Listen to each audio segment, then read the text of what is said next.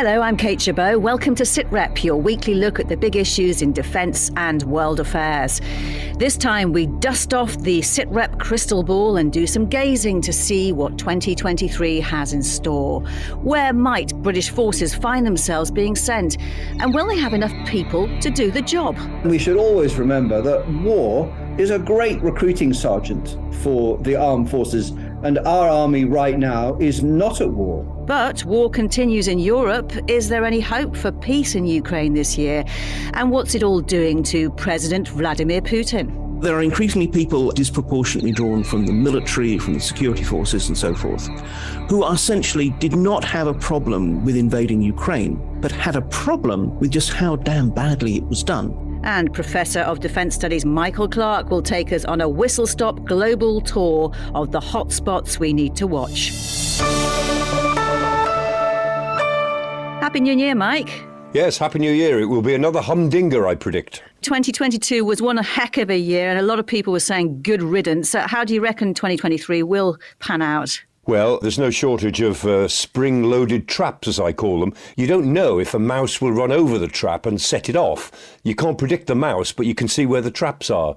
In the Sahel, in West Africa, certainly in Israel in relation to the Palestinians and also in relation to Iran. In Iran itself, Turkey, Syria, you can see spring-loaded traps on the India-China border, probably less in Taiwan than you might imagine, but there certainly is a spring-loaded trap, and even in less likely places like the Eastern Mediterranean. So everywhere I look in 2023, I see spring-loading of lots of traps, quite apart from what's happening in Ukraine and the effect of that on Europe. And we're waiting to see how many 2023 mice run across them. Mike, we'll have a chance to go through those traps, those geopolitical traps a little later in the programme. Let's start with the challenges for the UK's armed forces in 2023. It appears they are facing fresh problems maintaining their strength. Thousands more people are leaving the forces than joining them, and the rate at which people are leaving is going up. It increased by 17% over the last year. It's not an entirely new phenomenon, but it's reversed gains made over the last couple of years. The latest official figures show in the year to October, the strength of the forces, the number of personnel, fell by more than 3%. We can talk now to Paul O'Neill, a former RAF officer who served as the head of Defence People Strategy at the MOD. He's now Director of Military Sciences at RUSI. Paul, hello. How concerning are the numbers and the trends? Hello, Kate. Thank you for having me. I think inevitably, when you're failing to hit your workforce requirement, it provides a concern.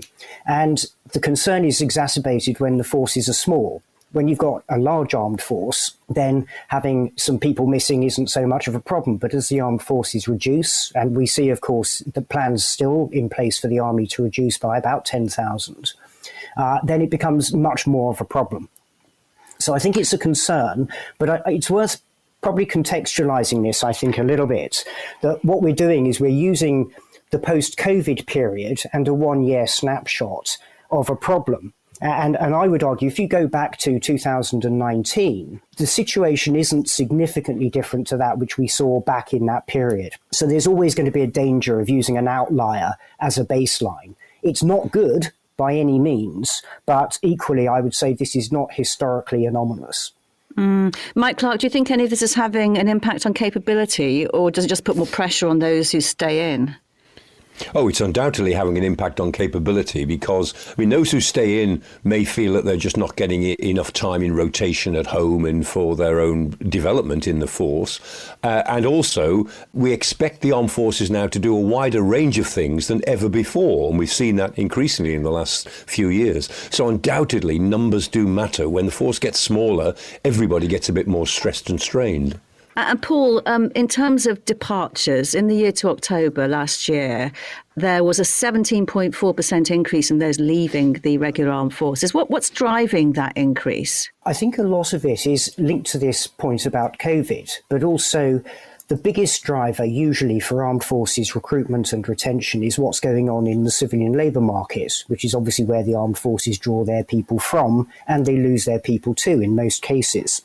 COVID, I think there's been some pent-up demand. People in terms of voluntary outflow, weren't leaving the armed forces in such numbers, whilst we had all of that uncertainty about COVID and employment. So we're probably seeing an increase in outflow, which might have happened in the last 2 years, but didn't because of COVID. But we're also seeing in the UK, notwithstanding the recessionary pressures, it's not impacting on the labour market. The armed forces are blessed with some fantastically well-trained people who are currently in high demand by the civilian labour market. And so pressures to go are high. Part of it might depend on what happens with the Armed Forces Pay Review Body award for this year. And of course, the last pay award was before the much higher rates of inflation were announced. So a lot of it will depend. If the civilian labour market stays good, then outflow will remain high. If the civilian labour market contracts, then we'll expect to see greater retention. And Mike, recruitment is also down. Why? Recruitment's down in general because the armed forces are seen to be not operating at the moment. I mean, Afghanistan, I think as Richard Barrons was saying earlier on, those sort of operations are great recruiting sergeants for the armed forces because people see the armed forces are out there doing things which they find that they'd like to experience themselves and be a part of. And so recruitment's down for that reason, and because the domestic labour market has got plentiful jobs and some good salaries, certainly in the private sector. And that recruitment, I think, picture will change as the climate in Europe darkens in the next couple of years with the war in Ukraine. And I would expect there to be an upswing in the tendency to recruit as we find ourselves in more insecure times as the effects of the Ukrainian war play out. And Paul, if you could put this into context from your time within the MOD, how does it look to you? As I say, in many respects, it's taking us back to the period pre-pandemic. Even if you look at the Armed Forces Continuous Attitude Survey that came out in May of this year, then there's general decrease in satisfaction, there's general concerns about pay, but not particularly anomalous. There might be something more structural in the context of what armed forces offer. And I'm aware that there's a review called the Haythornthwaite Review into armed forces incentivization, which is looking at financial and non-financial elements, due to report in the spring of this year. And I think that will be a really quite important report for the armed forces. And how do they try to ensure that they remain attractive? Because as they become more technologically advanced, the people they want to recruit and retain will be the people that commercial employers also want to recruit and retain. And so the war for talent, as it's been called, will, I think, hot up. Yeah, that war for talent that you mention, when you say that bar COVID, we're sort of gone back to what the situation was before then, we see the same kind of problems, don't we? The experience of service life, the headlines about accommodation, et cetera, et cetera. Do you think that is at the base is what the problem is, and the rest of it will be decided by the labour market and just add a new element into the mix? I think you're absolutely right. And again, the principal reason why people give for leaving the armed forces is the impact of service life on the family. So that absolutely is a major reason why people exit. Not so much an issue for recruitment, but it's definitely an impact on the retention side. But defence has got to get to grips with this, because whilst it may be, in Hertzberg terms, a hygiene factor, not necessarily a motivator, then it's certainly something that demotivates. And there's a lot of work that the MOD does need to do to try to ensure it remains a relevant and attractive career for people in the future. And there's a lot of positive, I think, because it does recruit people and trains them magnificently. It helps with social mobility. But how does it get that message across and not alienate the people it recruits? And on that note, let's just talk about the Army's new recruitment ad campaign. We usually see one at this time of year. The new video shows soldiers and helicopters and on the ground using satellite equipment to locate a car stranded in deep floodwaters, then rescue a mother and her baby. I've got you. It ends with the message, the army is more advanced than ever, but nothing can do what a soldier can do.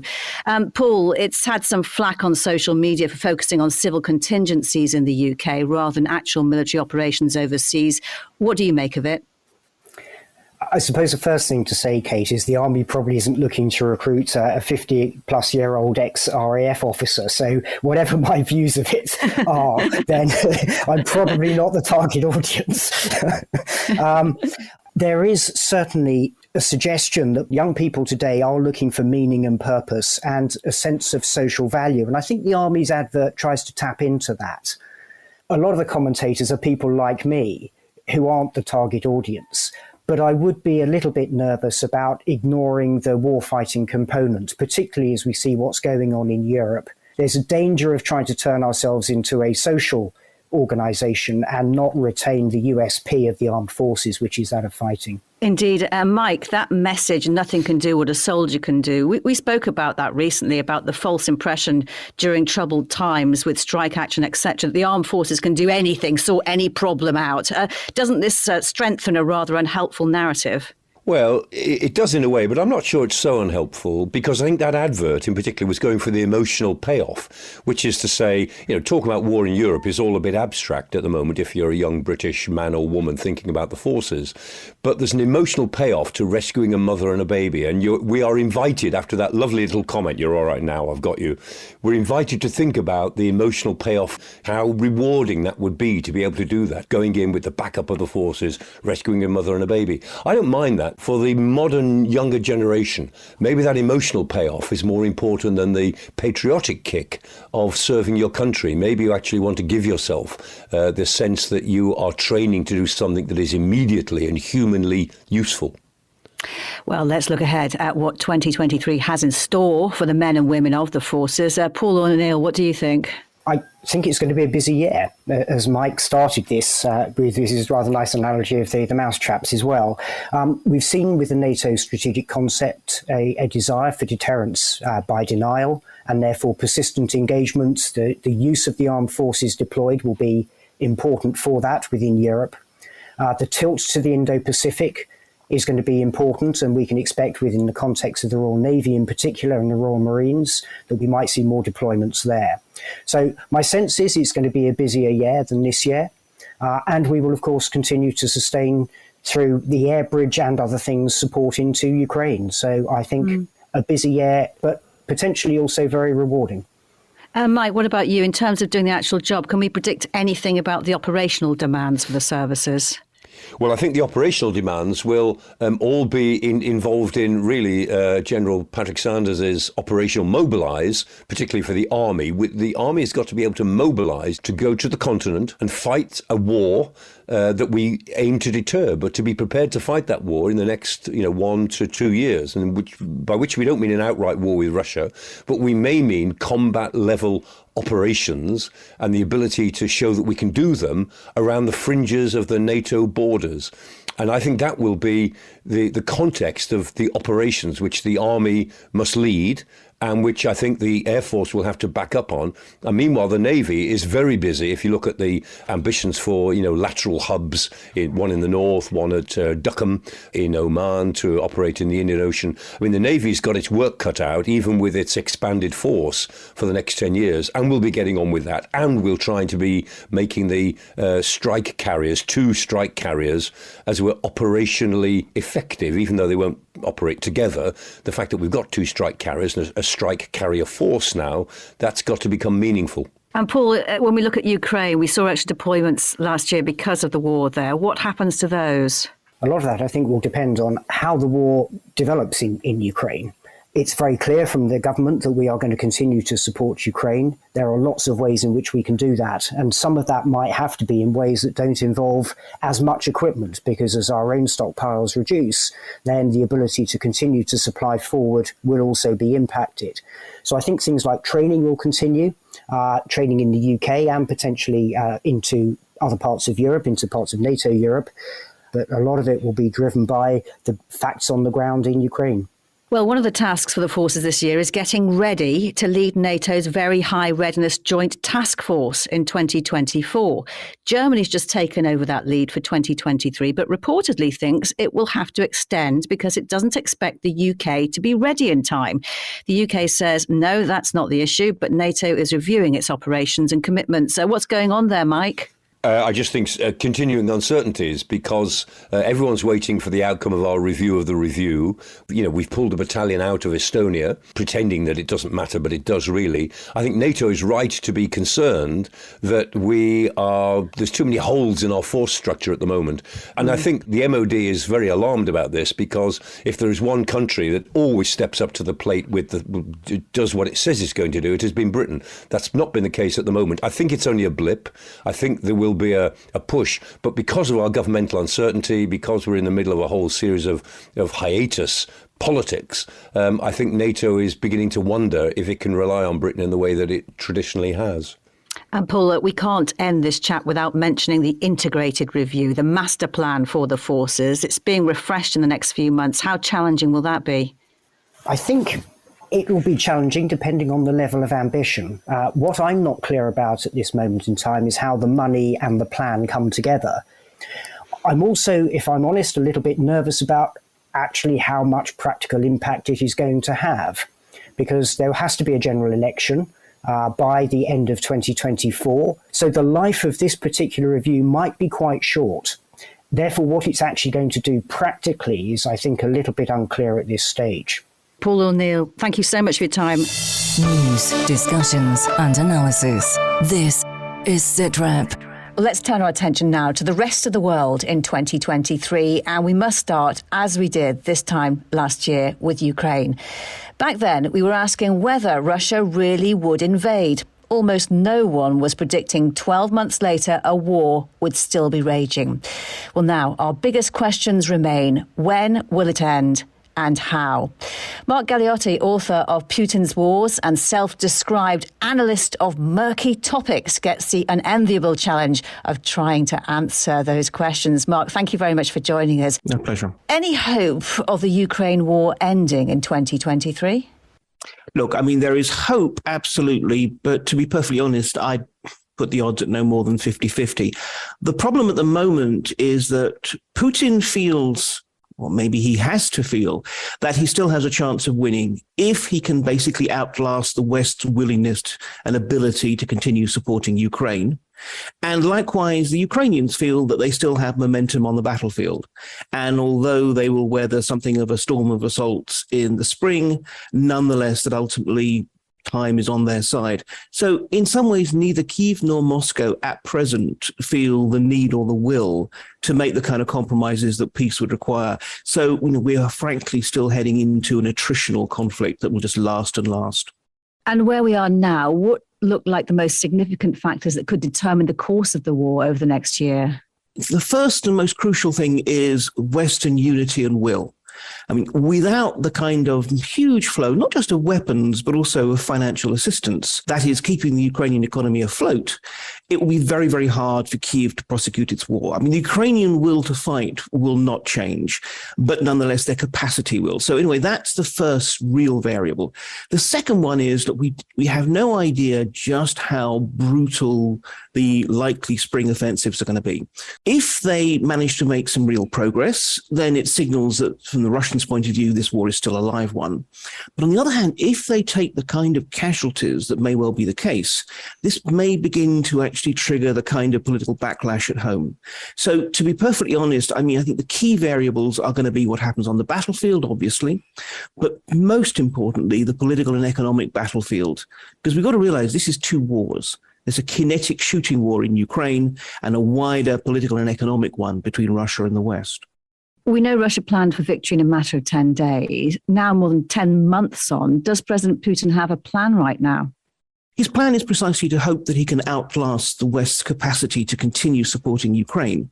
Then he can impose an ugly peace on Kyiv. To be honest, I think Putin is wrong. I think there's no real signs of the kind of fragmentation of Western unity that he would need. He believes this for two reasons. One is because he does think that we in the West are flabby hypocrites who can't actually maintain costs for any length of time. But also he believes this because he has to believe it. It's his last chance of victory. So I think this is unfortunately the problem. So long as he thinks that any day now, we're going to start seeing cracks in the West, he's tempted to hang on just a bit longer. Ultimately, though, as I said, I think that he will find himself forced into some kind of a deal simply because of Ukrainian progress on the battlefield. And the Western layman's view is that it's very much Vladimir Putin's war and he's being damaged by it. Could he be toppled in 2023? How precarious is his position right now? I think his position is actually very strong, but increasingly brittle. It's fine until it faces some kind of serious challenge. If something happens, let's say, a cascading economic collapse that rolls through the Russian regions, or indeed serious ill health on the part of Putin, that's when we might well see actually some kind of real pressure against him. But barring that, look, these kind of regimes, if you look at places like Iran, can last for years. So we shouldn't be assuming that Putin will be going soon. And what do you think is the greater threat to Vladimir Putin? Is it opposition to the Ukraine war or critics who think he's not getting it right? This is the interesting thing. This is what we've really seen in this past year, is the rise of what we could call a sort of a patriotic, quote unquote, opposition to Putin.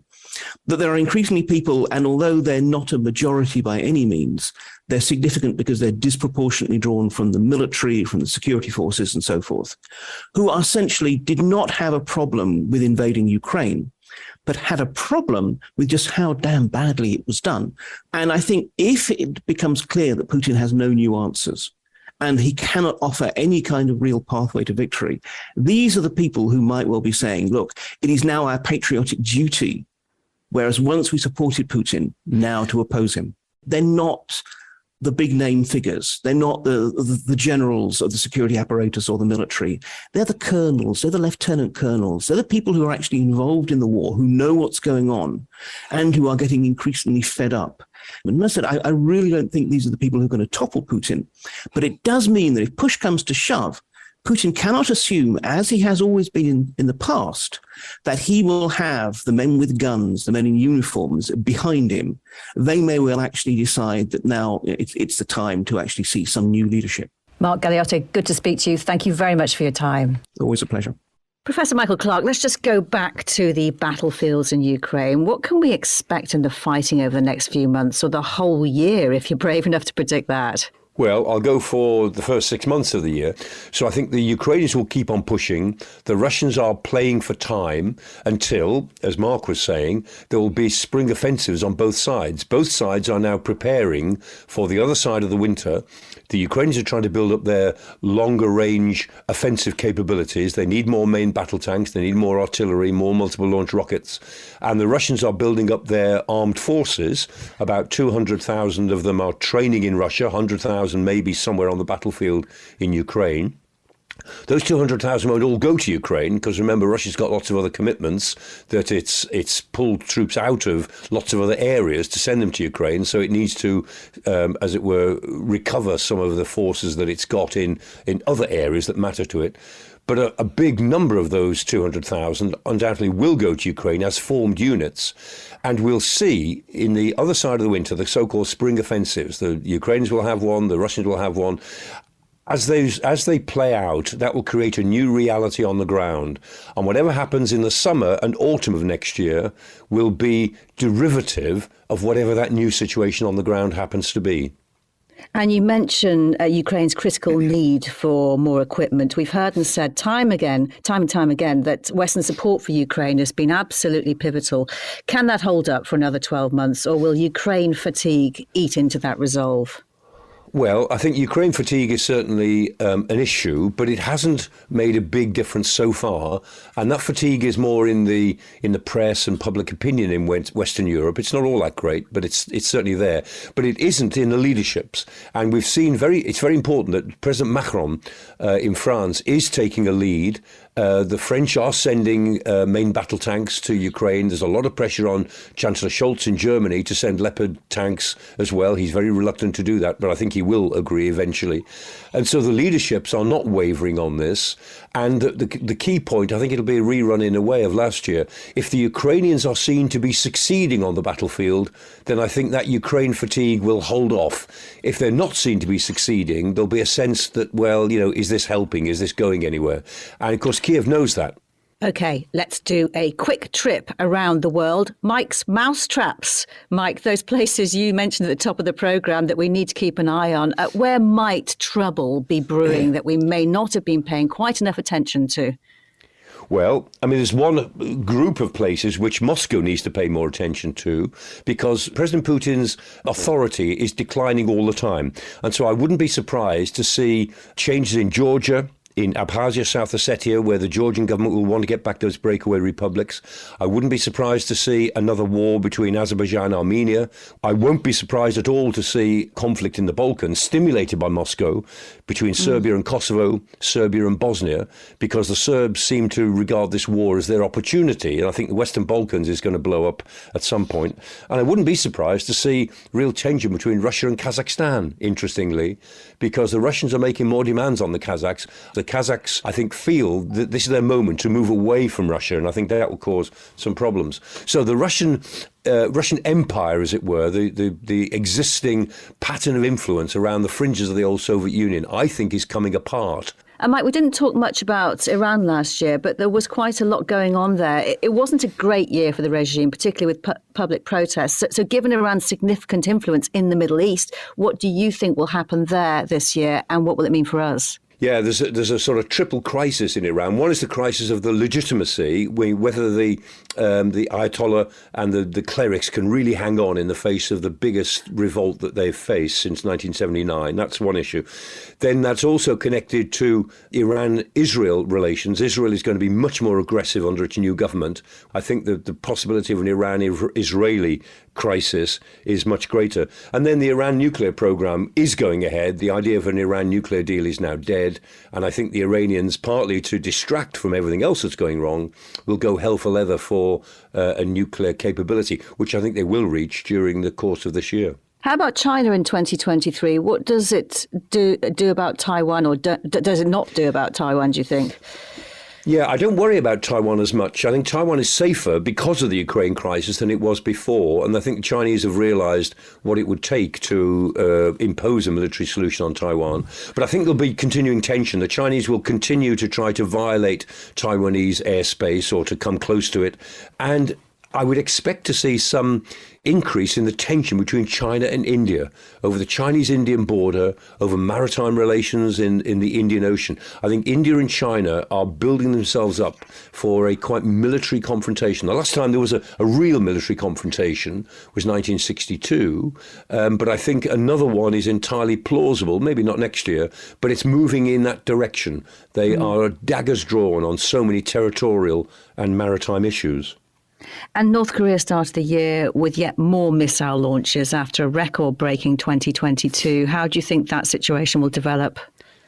More of the same, I think. I mean, North Korea, it wants to wave its missiles around, its nuclear capabilities. It wants to be noticed. And as it does that, of course, the situation in North Korean society gets worse and worse. There are people who are literally starving in North Korea. I mean, rather like Iran, I wouldn't really expect there to be huge changes in North Korea, but more of the same. And it will be, I mean, North Korea is a nuisance, and it's a real nuisance to Beijing. And because Beijing has to support it, it has somehow to keep apologizing and justifying the fact that Kim Jong-un is a very volatile leader, to say the least, and will continue to be so, I think. Mike, you have mentioned so many potential flashpoints in this chat. Just as a final thought, on balance, are you optimistic, or it sounds like more pessimistic about 2023? Well, it's often said that a pessimist is just a well-informed optimist.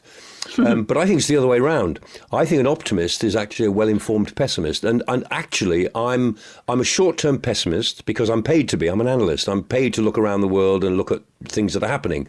But I'm a long-term optimist because if you look at the situation in world politics, 7 billion people in the world, 6 of those 7 billion people are not living under conditions of war. And 6 of those 7 billion people are not living under conditions of abject misery and poverty. So conditions in the world in general are getting better as history goes forward. The one great exception to this is climate change. Because, all the evils in the world, whether it's fascism or communism or, imperialism, if you do nothing, then eventually it goes away. But climate change won't. It's the first example in human history where if we do nothing, it will keep on getting worse. And so we have no choice but to face it. Professor Michael Clarke, thank you so much. And my thanks to all of our guests. That's all for now. We'll be back with another Sitrep next Thursday. And if you want to listen online, you can now find us on the Forces News YouTube channel, as well as our home at bfbs.com/sitrep or wherever you download your podcasts. For now, though, from me, Kate Chabot, thank you for listening. Bye-bye.